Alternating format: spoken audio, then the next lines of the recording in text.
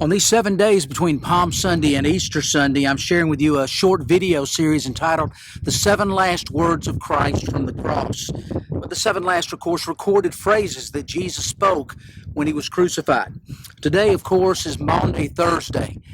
Never really knew what that meant, knew that some other denominations used the word Maundy Thursday. The word Maundy is Latin for command, and it actually has to do with Jesus' command to his disciples, you shall love each other as I have loved you. Jesus' fifth word from the cross is the word of physical deprivation. The word of physical deprivation. We're out here at Etheridge Mill Pond. As you can see, there's plenty of water all around me, but you probably don't want to drink it. Jesus' fifth word from the cross was, I am thirsty. I need something to drink. And that kind of helps us to understand who he really was. You know, we get caught up in how much of Jesus was human and how much of Jesus was divine. The early church had that problem too. They didn't quite know what to make of him. There was a group that called the Docetics. They believed that Jesus did not have a physical body, but only appeared to be human. But the Cappadocian maxim, of course, is correct when it says, what Christ did not assume, Christ cannot redeem. Think about that for a moment. What Christ did not assume, Christ could not redeem. If Jesus Christ did not assume our physical bodies and our emotional outcome, our hearts and minds, then he cannot totally redeem us. And of course, we want his total redemption. John the Apostle spent 3 years with the Lord Jesus Christ. He certainly knew whether or not he was human and whether or not he was divine. He said this about Jesus, in the beginning was the Word, and the Word was with God, and the Word was God. And the Word became flesh and dwelt among us.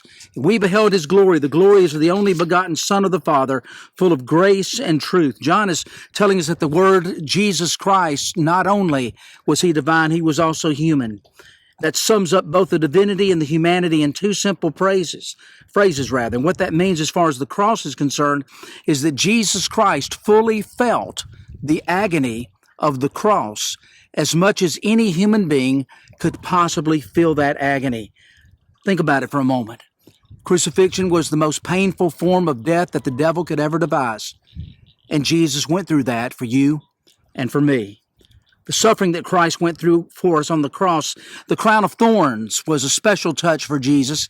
They called him the King of the Jews, and so the Roman soldiers that guarded him wanted to make sure that he suffered. So they platted a crown of thorns on his head, and blood would have flowed through from his eyes and his ears and his mouth. And so Isaiah 53 tells us that he was despised and rejected by men, a man of sorrows, acquainted with grief. Like one from whom men hid their faces, he was despised, and we esteemed him not. Then there was those 39 lashes that Jesus took for you and for me. The Roman lictor had a whip with that whip, it was at the end of the strands, there were connected pieces of metal and bone, and he sliced open Jesus's back using that very whip. And then, of course, the 5 to 7 inch spike nails that were driven into Jesus's wrist just below the palms. A pain so unbearable that the Romans invented a new word for crucifixion.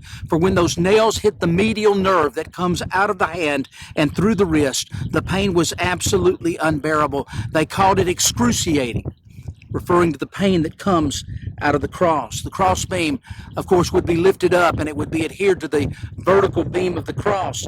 The victim's arms would have been stretched about 6 inches by the downward pull of his body weight. His shoulders would have been dislocated out of their joints.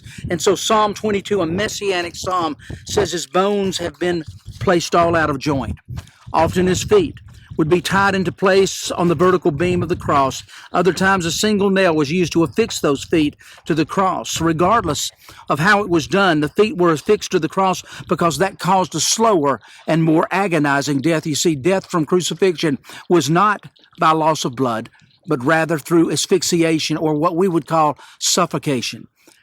The victim on the cross, their chest, their lungs were placed on the cross in an inhaled position, and in order to exhale, they had to push themselves up on the cross in order to exhale and get the next breath of air.